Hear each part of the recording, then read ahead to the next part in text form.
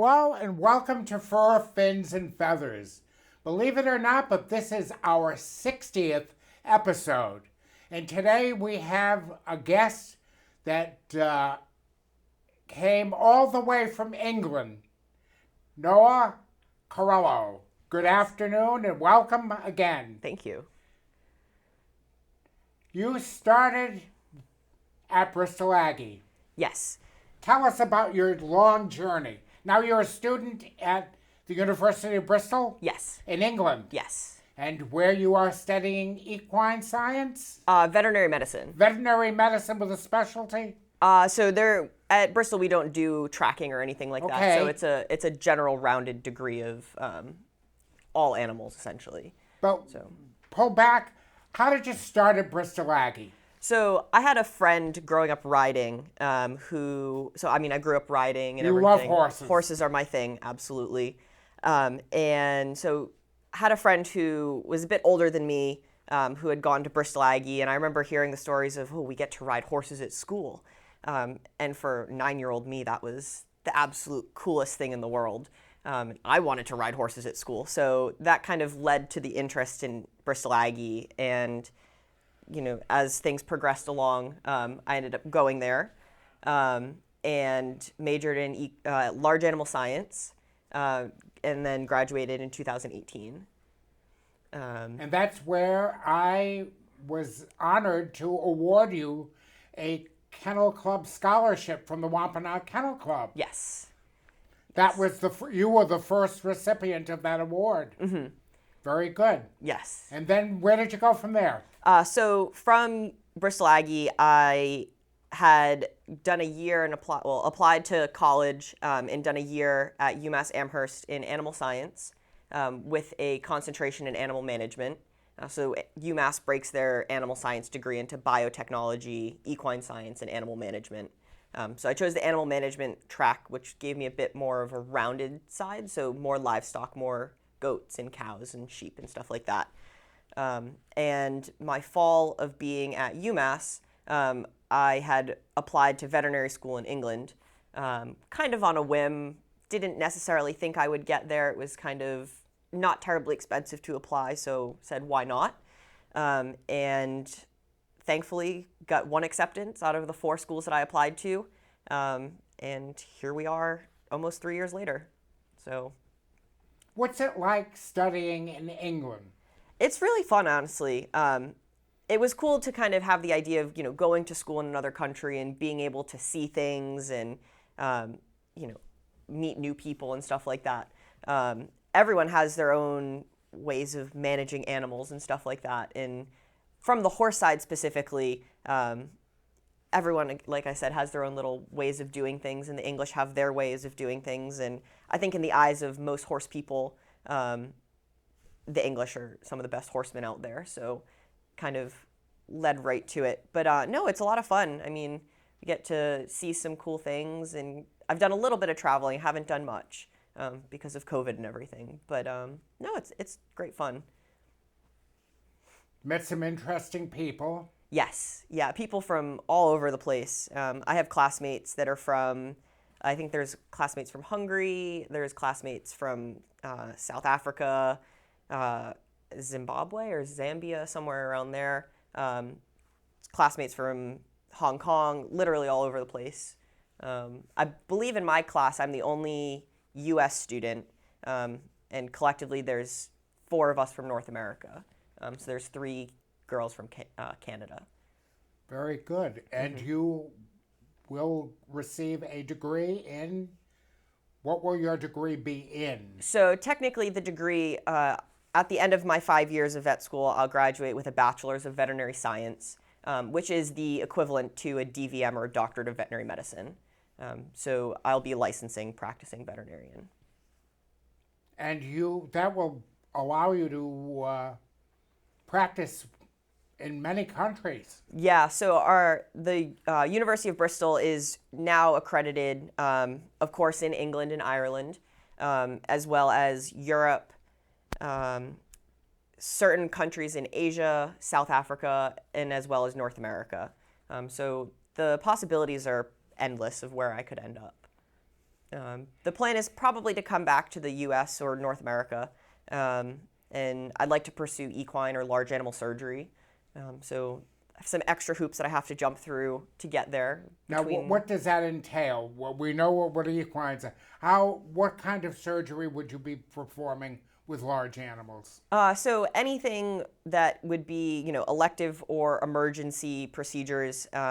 Personally, I have an interest in soft tissue abdominal surgery, specifically colic surgery, which is, any abdominal discomfort in horses. So it's, in my eyes, they're big, fun surgeries. Not so fun for the horse, maybe, and not so fun for the owners. But they're challenging medical cases and they're challenging surgical cases.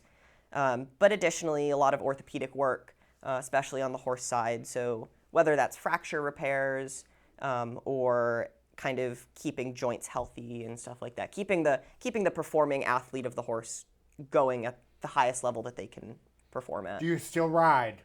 Not as much as I used to. In the perfect world, I'd ride every day, but there's just no time for that. But I do. I've ridden a couple times since I've been home, so we're having fun. Now you are working during the summer Yes. at a couple of veterinary practices. Yes. Talk about that. Yeah, so when I was in high school, I believe I was in the end of my sophomore year of high school, kind of, was ready for my first real job. And of course, I've always had the interest of going into veterinary medicine. And through some teachers from Aggie and stuff like that, there was some connections made with Dighton Rehoboth Animal Hospital, who at the time I was also a client of. And so I applied. And Dr. Brucey Yes. was my veterinarian for many years. Mm-hmm. Yeah, Dr. Brucey is great. He's a great mentor and everything. But so I was hired there in, I believe it was June of 2016. And I've basically been working there since, between school breaks and stuff like that. So it's been scary to think, but it's been 5 years. And then most recently, I've accepted a position at Village Veterinary Hospital in New Bedford with Dr. Jackie Bordeaux. So, yeah, no, it's a lot of fun. They're both mixed animal practices, so we do get to see, the typical cats and dogs, but then also the fair bit of, horses and goats and stuff like that. And then aside from paid positions, I've also, since I believe I was 15, started working with Dr. Karen, who is a mobile large animal vet. She's based out of Marshfield, but anyone in the 4-H world who has livestock should know her. She does most of the goats and the cows and stuff like that in the area. I believe I have met her at some point. Yes, she's another great person, another great mentor that I have. Can you reflect on your Aggie experience? Yeah, so I had honestly a lot of fun. I always say that I'm really glad that I didn't necessarily go to my normal sending school, because I've always been that really animal-obsessed kid, and more specifically the horse-obsessed kid. But I like to say I found my people. I have some really, really great friends that, I would predict us being friends for a very, very long time. Really found the people who had and shared the same real interests and kind of core values. It's a passion. Absolutely. And I think that really anything in the animal industry is, it is a labor of love. It's a passion. We wouldn't do it if we didn't love it. And, I have friends who have since gone from animal science into more plant-based things and, horses to dogs to cows. And we're all, it was a really great time. I had a lot of really great memories and a lot of fun doing everything. And I don't think I would be where I am today, so at vet school, going into my third year of vet school at 21, without the base that Aggie had given me. It's a great school. It is. And honestly, I was a guest speaker for one of the animal science classes recently, and I was saying that there's things that we're being taught now in vet school that they're absolutely being taught as sophomores in high school. How to flip sheep, how to trim sheep's feet, how to milk a cow. There's 150 people in my cohort at vet school, and I would say a significant portion of them, and the majority realistically, had never really been on a dairy farm, had never handled sheep. And it's something that is just kind of, hey, I learned this at Aggie. Like, I learned this at 15. I was doing the stuff that they're teaching in professional school. So one of your teachers, whose name escapes me right now, and I should know it, breeds English Cocker Spaniels. Okay. And she's a faculty member at Aggie. Yeah, I'm not sure who exactly breeds. But she was the chair of the department. Leslie Blanchette. Is fabulous. She has been on my show with her English Cockers. Oh, really? And the program they have at Aggie is tremendous. It is definitely a very well-rounded program, and even between the differences of large animals and small animals. So I believe it's still the same as when I was there, but we get to rotate through a little bit of the small animal side. So while I was a large animal science major, we also had experience with the mice and the rabbits and the fish, and I'd say the fish were the most foreign to me. So it really, like I said, is a well-rounded She education. brought me into the lab and showed me the iguanas and all kinds of interesting creatures. Yes, they do have they have a menagerie there, and it really is, it's great. It's a wonderful, wonderful school. And now with the new buildings. Right, yeah, the new building is, from what I've seen so far, is really, really nice. I'm still rooting for that new dairy barn and all that. I'm a large animal person at heart, but what they have so far is great. And I think it'll be really cool to see where everything ends up with the finished. The school has definitely evolved. Absolutely. Yeah, no, and I think now they're offering more AP classes, which I didn't have the opportunity to take the AP course load while I was there, simply because it wasn't offered. But on the flip side to that, I was able to get involved in dual enrollment. So while I was still an active high school student, I was taking college level classes at BCC and Massasoit Community College, which by the time I had graduated high school, I had a year's worth of undergraduate credits. So that was a great opportunity that school had given me, in light of... I didn't know that program existed. Yeah, I'm not sure if it still exists now. I know when I was there, it was kind of on the down, it was kind of tapering down. But at Aggie, there are wonderful programs for every young student that's coming along. Right, absolutely. Yeah, I've had friends that are in pretty much all the majors, honestly, and everyone has really great things to say, and they definitely teach you the hands-on day one skills that reflect through, well after graduation, if that's what you're going into. I believe I had a young lady I believe she was from Dighton or Rehoboth, who was on the show, and she came with her American Water Spaniel. Okay. And she was the student that got the scholarship the following year from you.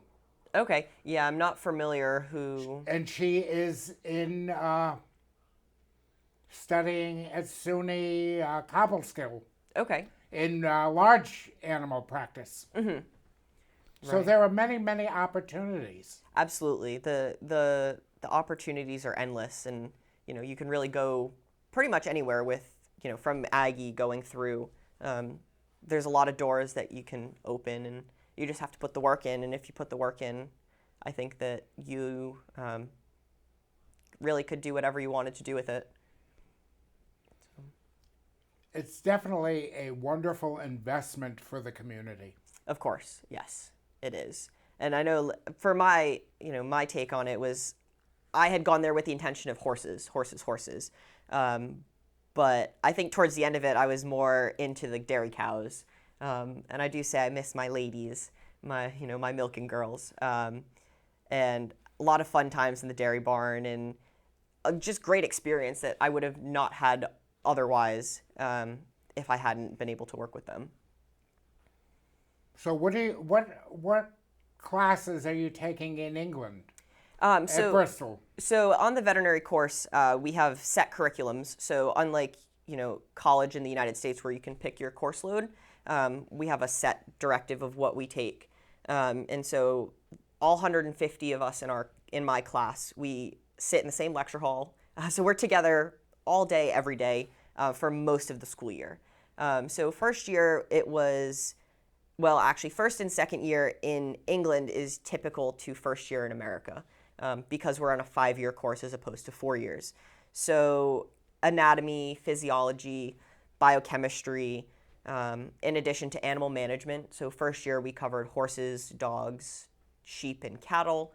And then this coming year, or during second year, we covered pigs and poultry, and exotic species, which is something that's really great. And I believe Bristol is the only university in England, the vet school rather, that teaches a true exotics unit. So we had 6 weeks of anatomy, physiology, and biochemistry of exotic species, so reptiles, birds, and small mammals.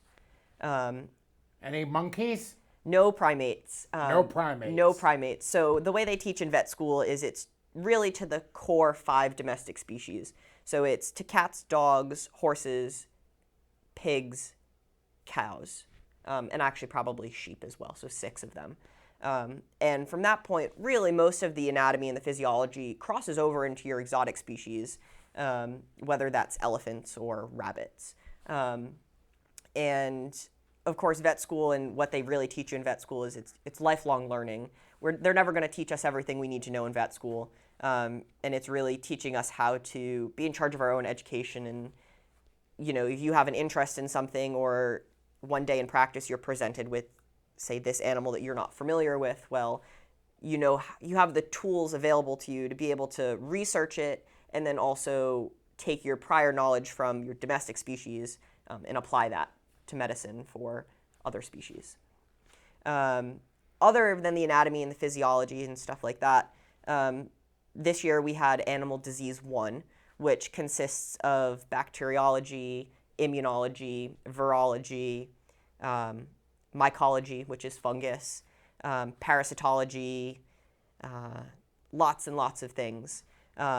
Lots of studying. Lots and lots of studying. I think collectively we had probably 300 hours of lecture material to cover across the year, which then translates into 6 exams at the end of the year. How were they? They were hard. They were very, very difficult, and probably the most difficult exams that I've taken so far, which is to be expected. It's veterinary school. At the end of it, you're going to be a licensed practicing physician. So you need to be able to recall the information and know what you're doing. But just lots of studying, and that's really what I spend most of my time doing, is studying. But you were invited back, so you did well. Yes.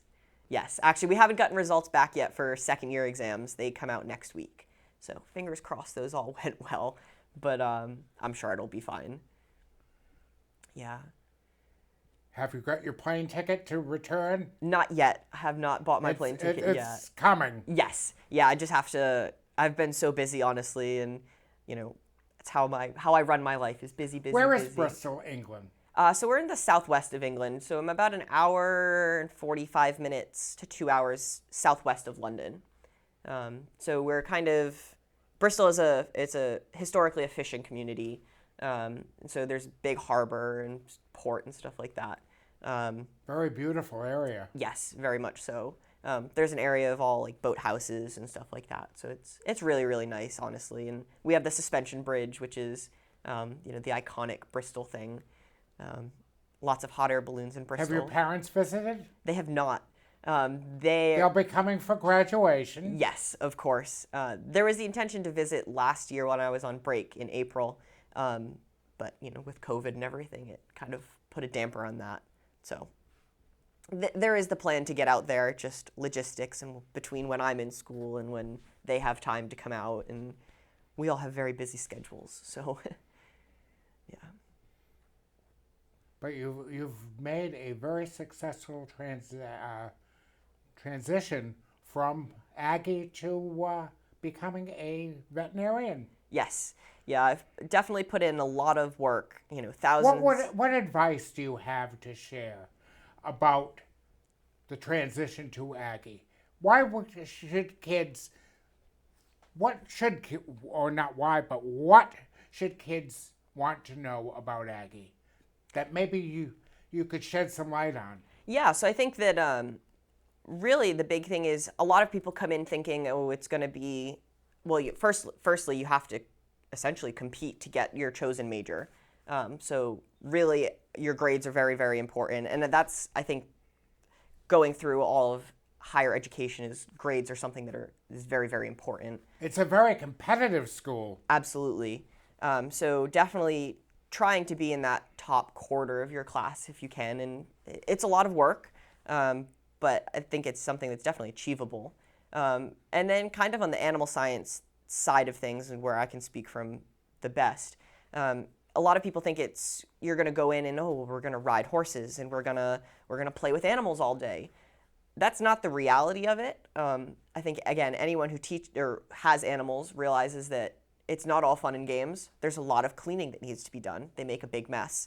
And there's a lot of routine maintenance that has to be done. So whether that's grooming, which of course you're spending time with the animal, but it's not necessarily always the fun stuff. Definitely a lot of cleaning, stuff like that. But again, you have to put the hard work in to get the reward of doing the fun stuff. So don't let it discourage you, and it's something that in the long run is very valuable because they'll teach you to clean correctly, which if you go to get a job anywhere in the animal industry, if you can clean things correctly and clean things well, you'll do very well. Because obviously animals make big messes and we try to keep them as clean as possible, so we don't spread disease and stuff like that. But the rewards are great. It absolutely is. I mean, it's opened doors to me. A lot of people, know the Bristol Aggie name and know what the program is. And lots of the teachers have worked in industry, whether that's as technicians, veterinary technicians, or in the professional horse industry, training horses and managing farms. So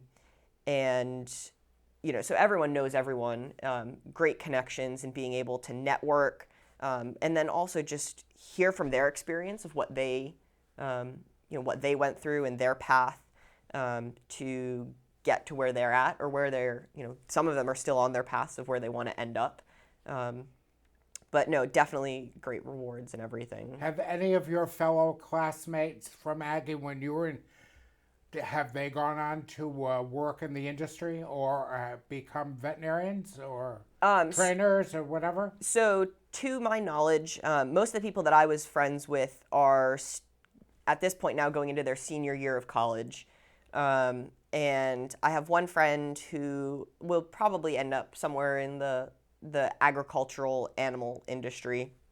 I have friends who are in sustainable food and farming, which is actually something that Aggie really opened their eyes to. And I think the funny thing is a lot of people go into Bristol Aggie with the intention of wanting to be a veterinarian. And I think that that's a lot of young kids' dreams is, oh, I want to be a veterinarian. I get to play with puppies and kittens all day, which is unfortunately not the reality of just playing with puppies and kittens. We deal with a lot of, not so happy animals. You're the vet, you do the bad things to them. But it opens their eyes, and Bristol Aggie gives them the opportunity to realize, hey, this is something that I actually don't want to do. I know for my large animal science class, when we first started, the question was asked, okay, why did you come to Bristol Aggie? Most people in my class at the time, there was 18 of us, said that they wanted to be veterinarians. And by the end of the 3 years, I was the only one left who said I still wanted to be a veterinarian. And the conversations that we've had around all of that is it's really opened their eyes to what the profession actually is. And people have this, gold-plated idea of what being a vet is, whereas Aggie showed them the real side of things of, again, this is the work that you have to put into it. This is what most, we'll say, vets are doing. But the rewards are great. Yes, absolutely. And exactly that is, I have friends who've said they're very thankful that they didn't go to college where, most people who say came from a normal sending high school with the intention of being a veterinarian and then have to go to college and pay to be in an animal science program for 4 years. It's very rigorous and expensive to then realize this is not what I want to do. So it was very valuable to them that Aggie actually helped them make that decision. But on the same time, for me, it just solidified even more that this is absolutely what I want to spend every day of my life doing. So. And I've had someone else who's going to be coming on the show who went to Aggie and became the valedictorian of his class and ended up as a DVM and working at UMass. Right. Yeah. And there's definitely people. There's some friends who are upperclassmen from Bristol Aggie who are starting vet school this coming fall. Who same thing. They put the work in, but again, opened their eyes and really solidified that this is what we want to do every day and want to work with cows or want to work with horses or small animals even. Just giving them the opportunity to get the hands-on skills that most people our age don't have until they get to vet school and stuff like that. And what is your next step? You're going back, of course, for the fall. Yes. And how will that change in the fall for you? What classes will you be taking? So I haven't actually looked at my schedule yet. It hasn't been released yet. But it will be Animal Disease 2, and I believe that there's essentially it's more clinical based. So we'll have our anesthesia classes. We'll have true pharmacology, so memorizing drug names and doses and stuff like that. Very intense. Very, very intense. And, the introduction to surgery classes and stuff like that. So how to be tying stitches and stuff like that. And also, I believe in third year, we start learning more of like the pregnancy diagnosing on the cattle side, which is very, not difficult, but it's a hard skill to learn because it's all based off of feel.